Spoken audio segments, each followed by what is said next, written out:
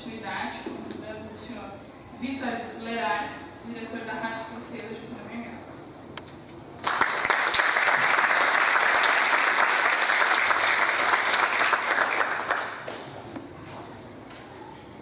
Bom, boa noite a todos. Eu quero cumprimentar aqui o professor Francisco, Fabiana, amiga da gente.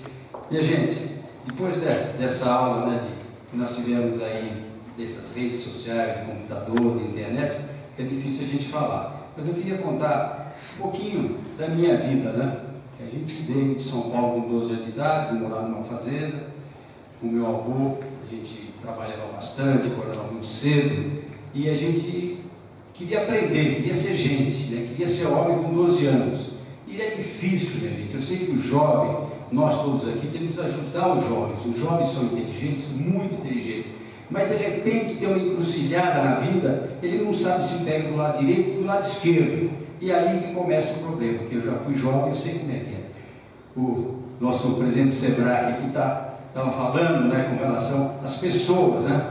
E a gente monta um elefante na cabeça da gente e tem as dificuldades, o acesso, né, ao estudo, o acesso à faculdade, não tem dinheiro, como é que a gente vai correr atrás disso? Meus avós vieram no porão de navio, gente muito pobre mesmo, vieram para São Paulo, começaram a vida. Meu bisavô foi o fundador da Bolsa de Cereais de São Paulo, né? Meu avô ensinou muito, meu pai me ensinou muito, né? A gente falava bastante com o pai, bastante com os tios, respeitava as pessoas. A gente precisa gostar de gente primeiro, precisa gostar de gente. Não é só o emprego, você tem um emprego, estou ganhando pouco, mas o que você fez para valorizar? O que você fez para crescer dentro do emprego? Não é fácil. A gente, na rádio, nós tivemos uma experiência interessante. Nós estávamos ali na rádio, começamos por jovens, e eles começaram a vir, e hoje nós temos que nos curvar perante o jovem, porque eles têm essa máquina no computador, eles têm a facilidade de trabalhar com o computador, falar com o computador e procurar no computador o que eles querem. Então você tem a experiência que a gente tem de vida com o jovem, os dois juntos são muito fortes. A gente dá a mão ali para o jovem vem com tudo. Isso é importante. Eu tenho 3 filhos, né? O Vitor, que é meu filho mais velho, tem 40 anos, eu tenho o Antônio, que é médico, né, do Hospital das Clínicas, é cientista, foi lá para Nago, nos Estados Unidos, estudar lá o DNA do câncer, né? Tira uma gotinha de sangue, põe no computador, o computador fica 2, 3 dias lendo a gotinha para ver o DNA, para dar o resultado de que remédio você vai dar para aquela pessoa. Estou estudando lá 100 tipos de câncer, né? Então tem russo, tem alemão, tem todo tipo de gente estudando isso. Então, hoje é uma arma. Eu conheci o computador no hospital do meu tio, lá na Galvão Bueno, em São Paulo. O computador tinha esse tamanho, dava até medo. Aqueles rolos, né, de fitas faziam um barulho que a gente ficava até surdo, né? Aquilo lá, o computador ficava rodando dia e noite, não podia parar, tinha que pôr o funcionário para poder sair a fita para o INSS pagar os funcionários, né? Bom, aí eu vim da zona rural, né? Entrei na Câmara Municipal, né? Fui de casa em casa, conversei com as pessoas, gastei saliva, suor e sal de sapato. Conversei com gente, falei com gente, olhava no olho, pedi o voto, eu tenho propostas, eu quero trabalhar, eu quero fazer. Bom, ganhei para vereador, o 5º vereador mais votado. Ninguém me conhecia na cidade, era da zona rural. Aí, de repente, eu entrei na Câmara, estavam lá aqueles, né, políticos mais antigos, né, sabidos, experientes. Eu entrei mudo e saí calado. Era difícil falar no microfone, é uma coisa muito importante para todos nós, saber falar em público. É muito difícil, não é fácil. A gente via tudo escuro na frente da gente. Falei, bom, agora sou candidato a prefeito. Bom, fui candidato a prefeito, então acabou com o seguinte: para ganhar, minha gente, é fácil. Tem que comer o angu pela beirada, porque o meio é quente, né? Então você começou a comer devagarzinho, ficar atrás do voto. Nós ganhamos a eleição. Bom, ganhei a eleição, nunca tinha administrado uma cidade.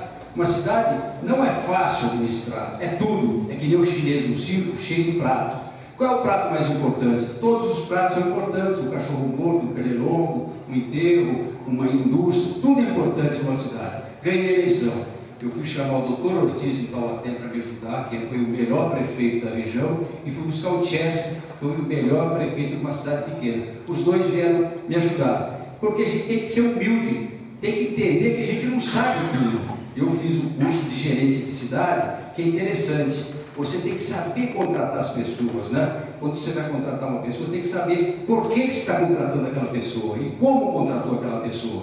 Aí eu entrei na prefeitura e comecei a trabalhar no dia 2, já comecei a trabalhar. O problema maior era segurar o doutor Ortiz para não brigar com o Francisco. Um era de uma cidade pequena, tinha a cabeça de uma cidade pequena, e o outro era de uma cidade grande que queria gastar muito, e o outro não queria gastar nada. Então eu tinha que segurar os dois para não brigar. Está aqui o Jair Cipriano, que trabalhou 12 anos comigo, né, Jair?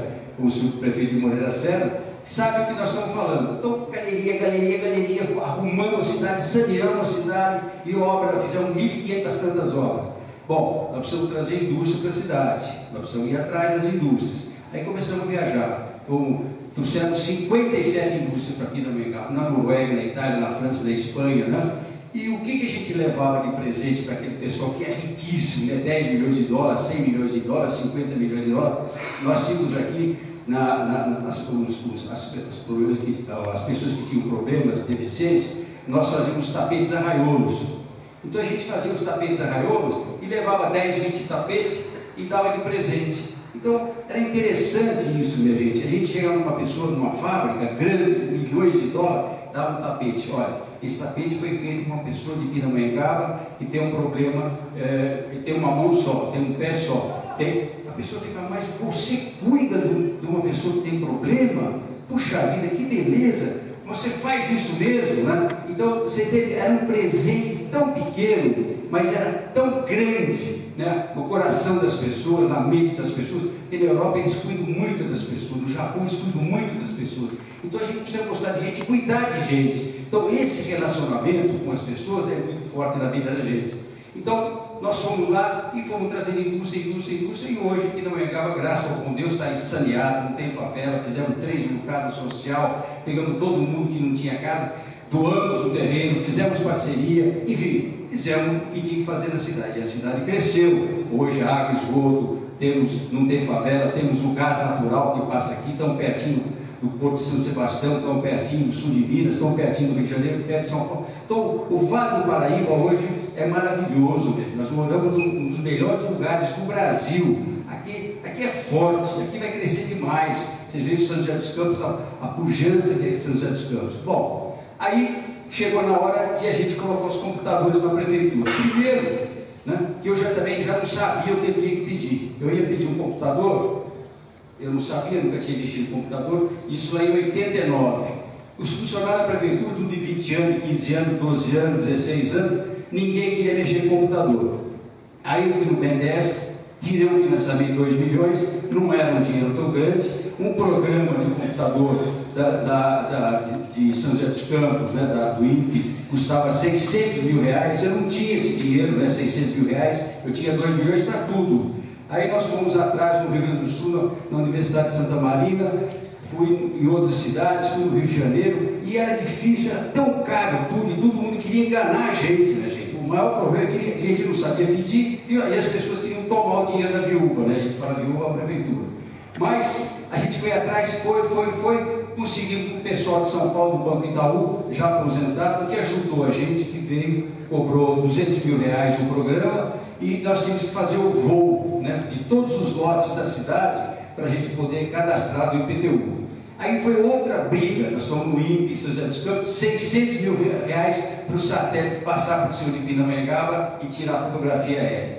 Aí nós fomos em São Paulo, no Rio Grande do Sul, e lá tem, não sei, parece que os alemães que trouxeram os computadores, os primeiros computadores que vieram ao Brasil, vieram para o Rio Grande do Sul através dos alemães. E lá no Rio Grande, em Porto Alegre, nós fizemos um voo aqui na cidade por 100 mil reais. Mapeou toda a cidade e nós fizemos todos os lotes através do voo. Então, foi interessante isso para a gente, né? Então, aí começou os computadores na prefeitura. E as pessoas que trabalhavam na prefeitura não queriam aceitar o computador. Faziam no papel e faziam no computador. Faziam no papel e faziam no computador. Hoje, graças a Deus, está tudo informatizado, né? E isso é maravilhoso. Então, essa é o que eu queria passar para vocês, da experiência. A gente tem uma vida, né, de trabalho, desde criança.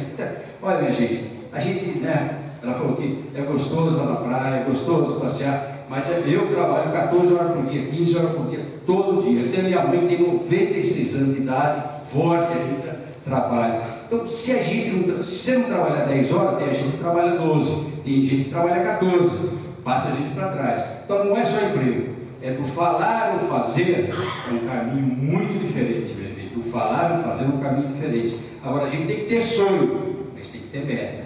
Né? Se não tiver meta, você não chega a lugar nenhum. Então, essa aula que nós temos do professor é interessante, né? Eu tenho Facebook, eu tenho na internet, tenho um monte de rede social, e a gente fala com a população. Nós temos aí umas 5, 6 mil pessoas falando com a gente. E é bacana, né? Você fica louco, porque você quer ficar o dia inteiro lá, você clicou ali, já vem lá 30, 40 pessoas para falar com você. E ali você vai aprendendo também, você vai aprendendo. Todo dia é um aprendizado, minha gente, todo dia é um aprendizado. Então, eu queria me alongar um pouco mais, porque nós estamos já em pouco tarde. Mas eu queria deixar um abraço para vocês. Eu sou cristão. Eu acredito em Deus, acredito mais muito em Deus, mas muito em Deus. E eu que sou da zona rural, as 4 estações do ano, puxa vida, você plantou o feijão, plantou o milho, plantou na época certa, Deus vem, te joga água, aquilo brota e você colhe. Então é assim a vida mesmo, a vida é uma colheita, e quem faz essa colheita para a gente é Deus, Deus que dá força para a gente poder realizar esses sonhos que a gente tem, gente. A vida é bonita, eu sou feliz. Só de a gente ter saúde, minha gente, só de a gente ter saúde, ter uma família, ter os filhos perfeitos, só isso é uma bênção de Deus. Então, essa faculdade aqui, quando o Luiz queria fazer a faculdade, tinha um problema sério aqui com relação à entrada. E eu era prefeito na época e precisava, quem sabe, fazer um asfalto que era no anel viário. Entre fazer o anel viário e fazer a faculdade, eu fui para casa com esse dilema, né? O anel viário me dava muito mais voto, era a época de eleição, aqui estava no final, tinha uma briga, porque aqui tinha um cupi aqui, uma guanchuva ali, né? Um pé de guanchuva, e não tinha faculdade. O Luiz precisava da entrada, porque senão ele não seria aprovado. Aí você vai dormir com aquele problema, eu quero o voto ou quero a faculdade, né? Aí Deus fala com a gente de noite, né? Você faz a reflexão, vai pensando, pedindo para Deus se iluminar no outro dia. Eu falei, eu vou fazer a faculdade. E surgiu essa entrada que vocês têm, que na época custou mais ou menos 400 mil reais para a gente asfaltar. Então eu queria passar isso para vocês mesmo, porque a gente tem as encruzilhadas da vida e a gente tem que escolher. Hoje, graças a Deus, quase 2 mil alunos aqui, e eu fico contente. O Luiz é um parceirão, uma pessoa maravilhosa, montou aqui uma faculdade que logo vai virar universidade. E é aí que nós mudamos a nossa cidade. E se não tiver educação, com cultura, com família organizada, com filho, se acompanhando o teu filho, não adianta nada a gente pôr a gente na escola se não tivesse acompanhamento. A gente põe o filho na escola, tem que acompanhar o filho, tem que saber o que o filho está fazendo. Porque não adianta aí estar perdido esse mundo de tóxico que tem na rua. Hoje em Pindamonhangaba nós temos 30% de evangélicos. Hoje nós temos 30% de evangélicos. Quando eu fui prefeito, nós colocamos 10 de julho, nós temos um culto de ação de graça na Assembleia de Deus em Pindamonhangaba.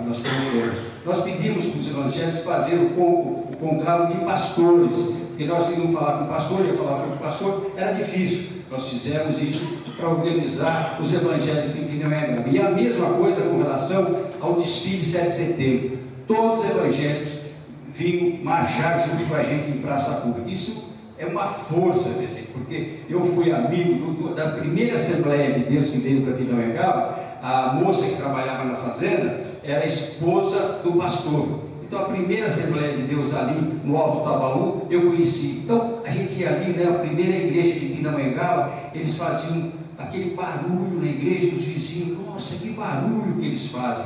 Graças a Deus que esse povo veio e fez barulho, porque com esse barulho conquistou 30% da cidade. E vocês que têm uma Bíblia embaixo do braço, vocês que lêem a Bíblia, que é o livro mais forte, que é o livro mais forte que nós temos no mundo, né? Vocês tiram as crianças da rua, vocês tiram as crianças que mexem com tóxicos, a pessoa para de beber. Isso é maravilhoso na vida das pessoas, porque tem que organizar a família. Eu tive em Campos Pelleville, lá nos Estados Unidos, através de uma fábrica que ganhou um terreno, que é aqui de Pindamonhangaba, a Air Safety, quando caiu as 2 torres, né, gêmeas lá nos Estados Unidos, eles chamaram esse empresário da Air Safety, veja o que é oportunidade, O governo americano chamou e doou um terreno, emprestou dinheiro para pagar em 20 anos e comprou toda a produção deles por 10 anos. Eu fui lá visitá-los. Lá são todos batistas, não tem muro, todos batistas, não tem muro, ninguém bebe. O prefeito que nomeia a polícia, o prefeito que nomeia o juiz, o prefeito que nomeia o bombeiro, está maravilhoso. Por que isso? Por que pode acontecer isso e não acontece isso no Brasil? Então a gente precisa refletir e voltar um pouquinho atrás. Eu acho que voltar um pouco, né, e ser mais religioso, né, e dar a mão ao amigo, olhar para o amigo, conversar com a pessoa. Isso é muito importante, viu, o que você falou. Eu fico contente. Vocês desculpem, a gente se alongar um pouquinho, mas deixar um abraço para vocês, né, e agradecer a oportunidade de falar um pouquinho com vocês. Deus te pague mesmo, Deus te abençoe a todos nós. Muito obrigado.